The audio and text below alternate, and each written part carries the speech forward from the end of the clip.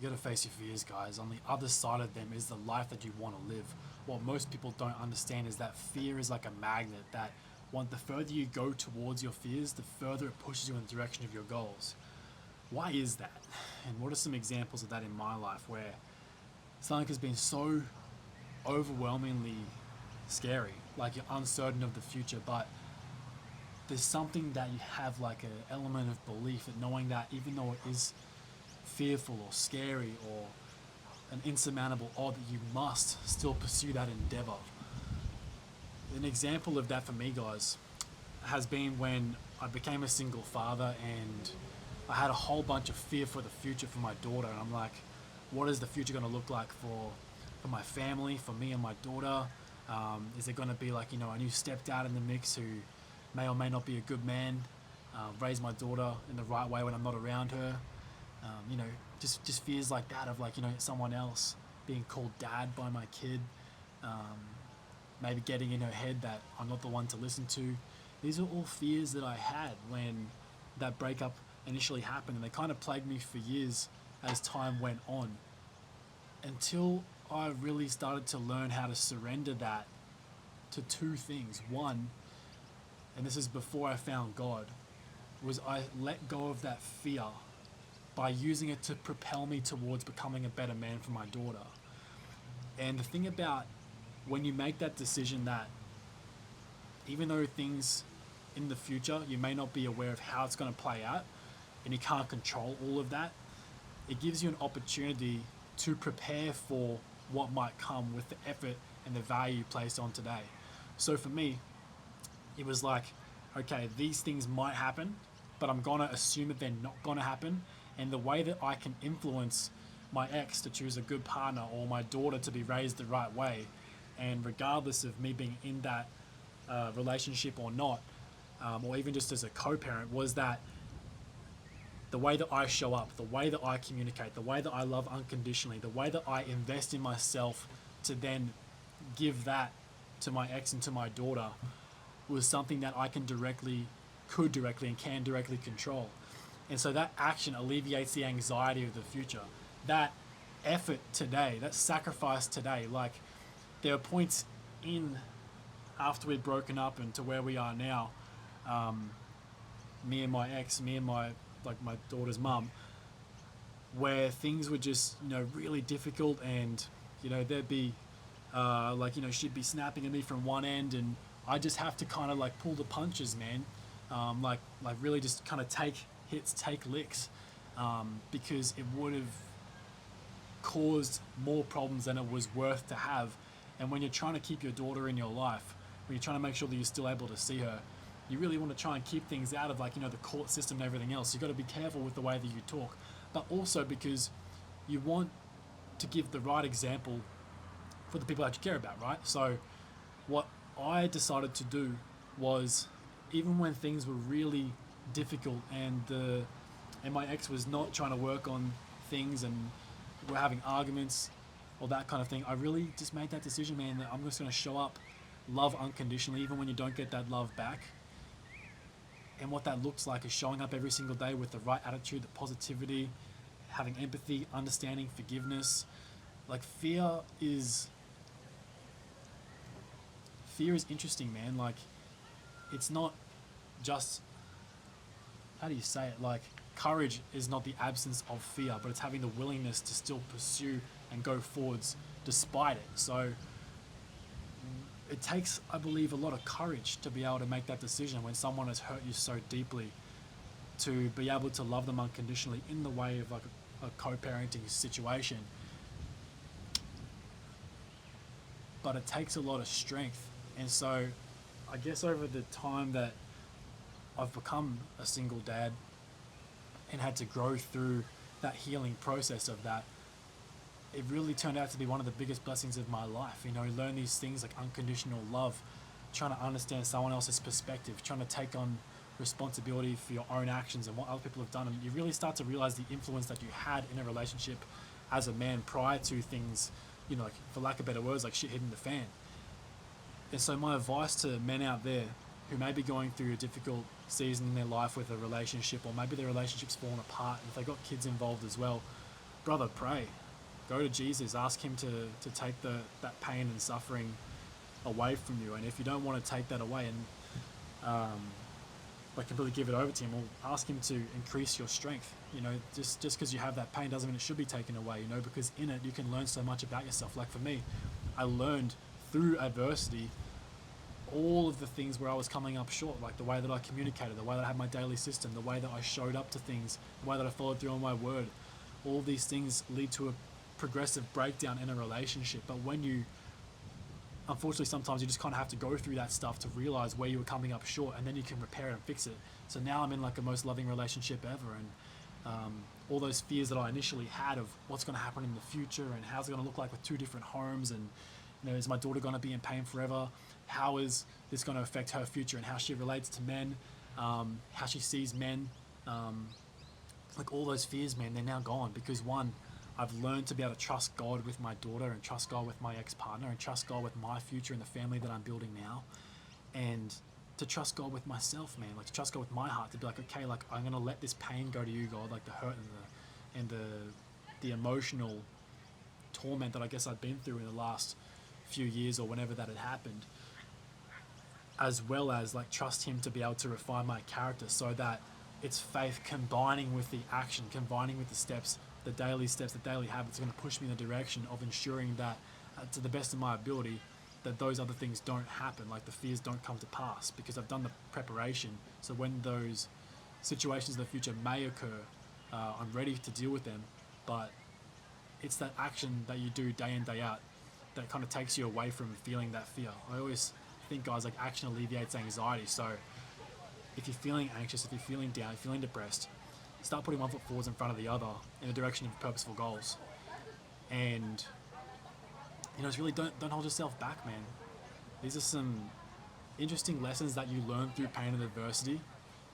And I think that every single man doesn't need to necessarily go through like that heartbreak and that difficult season with a relationship. But I think that if you haven't weathered yourself through adversity on your own terms yet, then it's kind of necessary for you to be able to go through these things so that you can get the experiences and get the wisdom so that when you have the responsibility of a relationship, you're able to deal with it correctly. It's when you fail to reflect on what your shortcomings are and your weaknesses are, and you don't do the daily journaling, prayer, Bible study, that reflection, that you kind of get drifted off that path of realizing where you need to refine.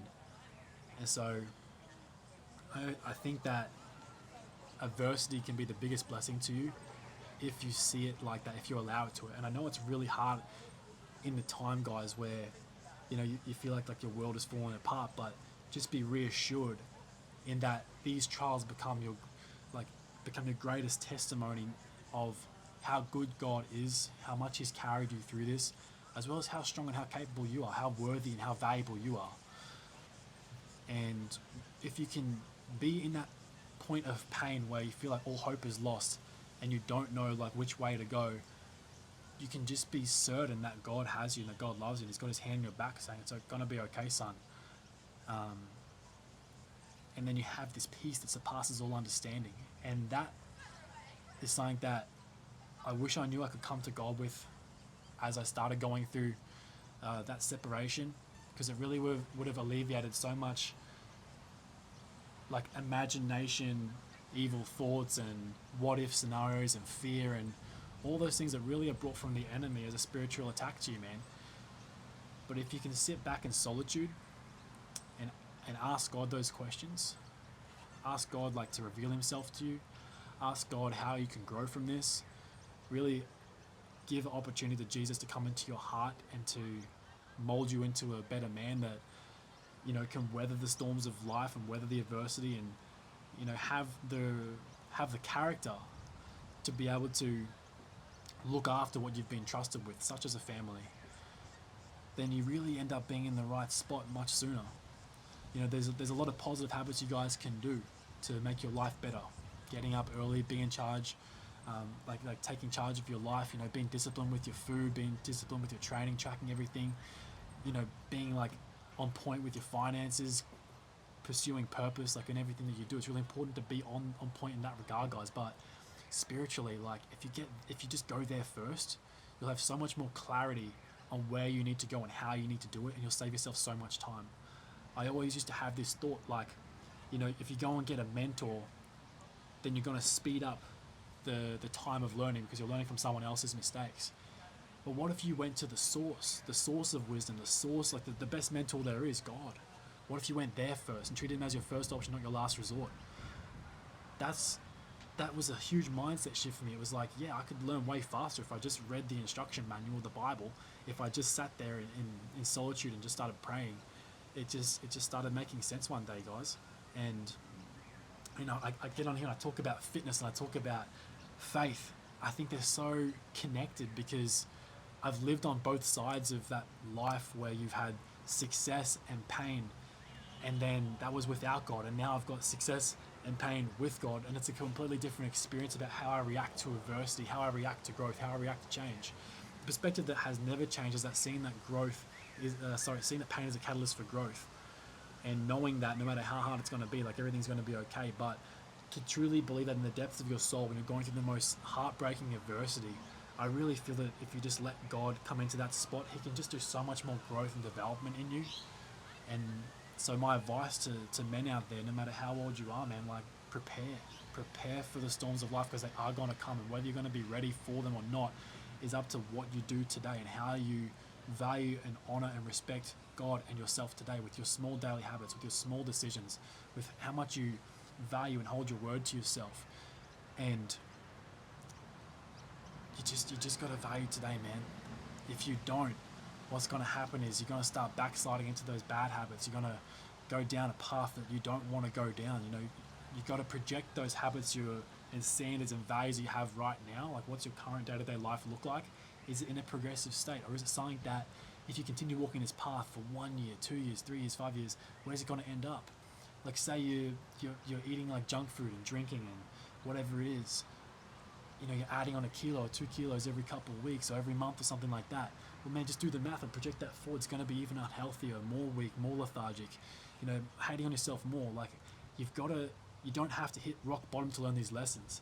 Unfortunately, if you're a stubborn guy like me, sometimes it's got to be like a big slap in the face with adversity, and that's really what it took for me to get off that path and get my ego out of the way so I could let God do the changes, man.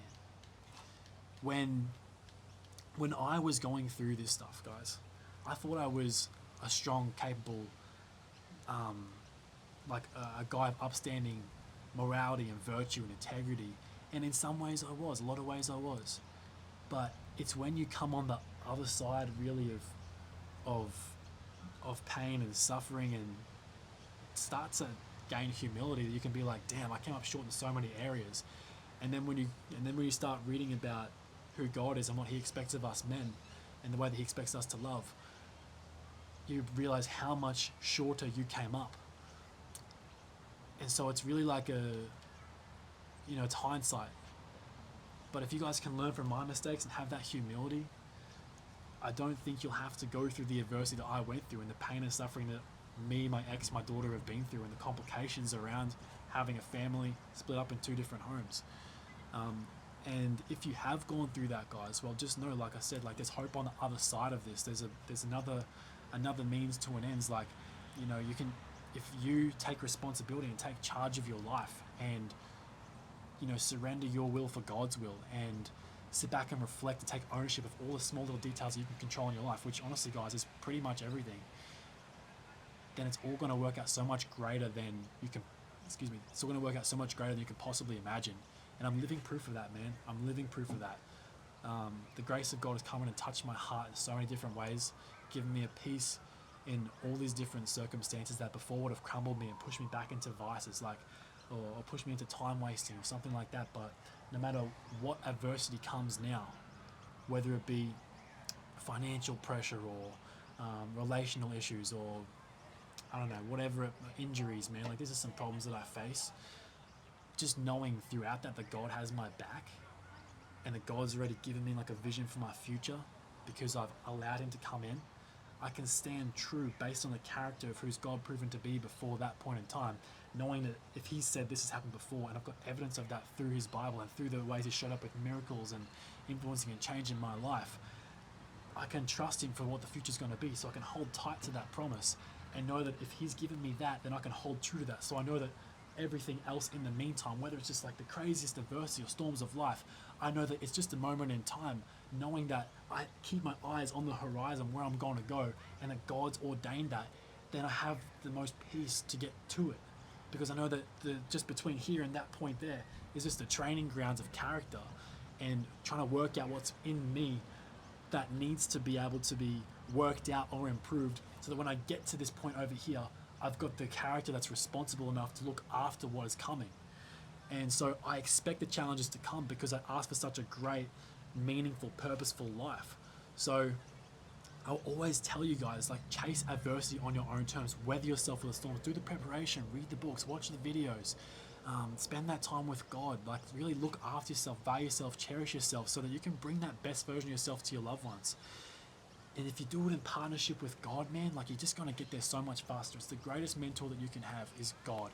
It's a personal relationship with Christ. So I encourage you guys, like, seek him in everything that you do.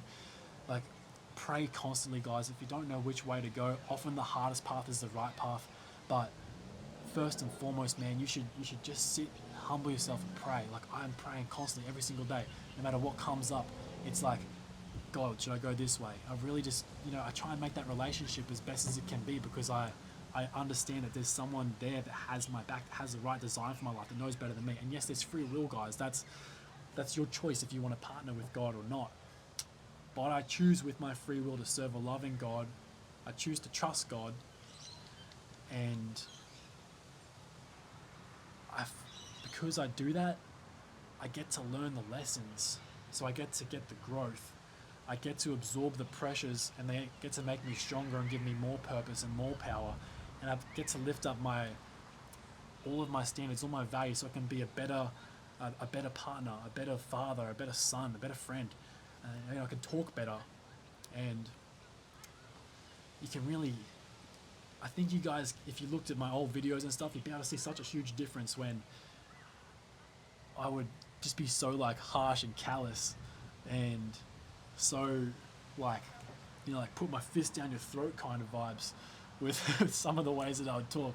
And I'm not saying that intense is a bad thing. I'm saying, like, you need to be intense about this stuff, but I think you can just tell when someone spends that time with God, the way that they talk and the way that they have something, just a different feeling about them. And I notice when I'm not spending time with God, I don't have as much peace, man. I start to give back into those fears and those worries and those stresses of life. But when I come back and remember, like, who God is, and I spend that time with him in prayer, even just like 5-10 minutes, something like that, all those worries go away, man. It's like, no, God says not to worry about tomorrow. God says he's going to provide for me, like, whatever is going on in my life, just, I know I can hold true to that. And so, guys, there's peace that you can have throughout any storm of life. There's strength that you can gain, knowing that adversity is what's going to build you into the better, more capable man. So don't run from that fight, man. Don't run from it to the devices, trying to mask that pain. It's not the right path. Run to the fight. Run to what the pain is trying to teach you. Because if you can become accountable to it, then you can really get all that growth that is learned from sitting in that pain, sitting in that environment, and really just absorbing it.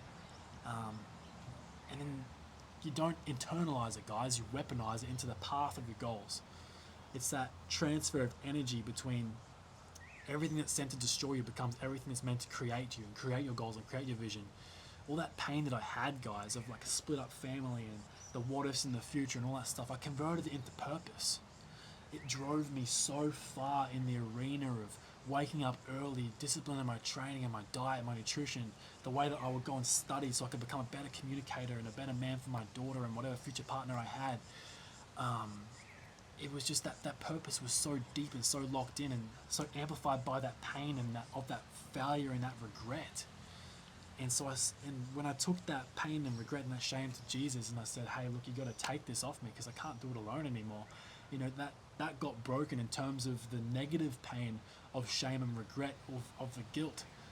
But I was able to keep that perspective of that I had done, the wrong thing. I had failed in a regard, but I wasn't going to use that pain for nothing. I was going to use it to push me in the direction of my goals and help other men get through difficult scenarios in their life, help them weather these storms. Because, like, before I found God, guys, I'd already been a champion powerlifter for years. I've been in the gym for, I don't know, years. Let's just say years and years and years. Like, I've been a disciplined athlete my entire life. And so I feel like, as well as God having my back when I didn't know Him, it was the trained ability of discipline and perseverance that I learned through hundreds of thousands of reps in the gym that really saved my ass when times got tough. I didn't want to quit it when I didn't quit on myself, because I had the value in myself as well as the value in my loved ones. That even when times were so tough, man, where like the most hardest of heartbreaks, when your kid has to be like pulled from your arms and you don't see her and all that, that hurt, man. You know, there's so many like birthdays and Christmases I just spent alone, and so much, bro, that you just like you don't know what to do apart from try and mask that pain. But instead of masking it, what if you just took that to God and allowed Him to comfort you and allowed Him to convert that into purpose? And so that's what He did for me. And now I have those memories that I used to feel were negative, but now I see like if I take that and use it as a construction into where I need to go, I really can help a lot of people. I really can have the strength to be vulnerable with this stuff and try and be as descriptive as I can. Not to throw people under the bus, but to encourage them and be like, yeah, man, I've been through this too. This problem that a lot of families face, and tell them that the root of that problem was a man not being submitted to Christ, a woman not being submitted to Christ. Because if I think and I feel and I believe, guys, that if we all lived lives with a godly standard, godly values, godly habits, well, a lot of the problems that we'd have in society wouldn't be there. Because, like I said, what do you get when you come to Christ? You get patience, understanding, empathy, love. If you really develop that relationship, you get so much more layers of that perseverance, belief, integrity. Is the way that we're called to live. And if we led like that, man, if we led our wives, if we led our kids like that, you know, they have no, they want to copy us, they want to emulate us. Like, that's our responsibility as a man, to be a leader. So if we were led ourselves by someone who knew greater than us, which is God, and then we obeyed Him, and then we did our best in unison with God to lead our loved ones, then they would lead us. That's the order of the family, guys. It's a man submitted to Christ and under the headship of Him as his wife, and then it's a partnership above the children, and then it's a beautiful, loving, happy family, and it's awesome, man. It's such a great life, full of peace and love and purpose, perseverance. I love it, man. And you marry that with the gym and your whole life. You know, you pay attention to the details in your food and in the training and everything else, and the constant reflection. And your life just becomes one that's like, this area in the physical builds this area in the spiritual, builds this area in the mental, builds this in the relationships and in the finances and everything else. Like the rising tides lift all the boats. So when you focus on that personal development every single day, and it's Christ-centered, God-focused, God at the middle of it, not only do you make those better decisions, but you also like just continuously seek improvement, because you start valuing today and you start valuing yourself more. As the more close you get to God and the more you seek how He sees you and how He sees everyone else, then you really get to like start valuing the impact that you have on the rest of the world, and the impact that you have on your loved ones, the impact that you have on yourself with your small decisions and the small habits and the small values that you have. And so it just ends up being a life of value, a life of purpose, a life of commitment. And you don't know how to live any other way once you've tasted that, because it just actually feels so good to be able to follow through on your word to yourself, and to be a good example for other people, and to help them, and to love them, and to lift them up too. It feels so good, guys, when you've gone through a really tough time and you've beaten that storm, and then someone else might really be struggling, and then you can be that friend for them. You can be like, mate, I've gone through it, let me help you. And you're able to sit there and hear their pain and hear their frustration, but then you can be there as a brother and lift them up and reassure them, and put that belief, put that you know, that fire back in their belly, or like lift them up in their, like, you know, put the air back in their sails. And there's no better feeling than helping someone else out like that, guys. So I love you all. I'm gonna get on here and just keep sharing my experiences, because I want you guys to win. I want you guys to realize that no matter what situation you're in, there is hope and there is purpose and there is peace. And chase that struggle, man. Even when times are tough, like dig deeper, like ask for more of it. Ask God to give you more strength. Don't run from the fight, man. Run to it. Love you guys. Have a good day. Thanks for watching.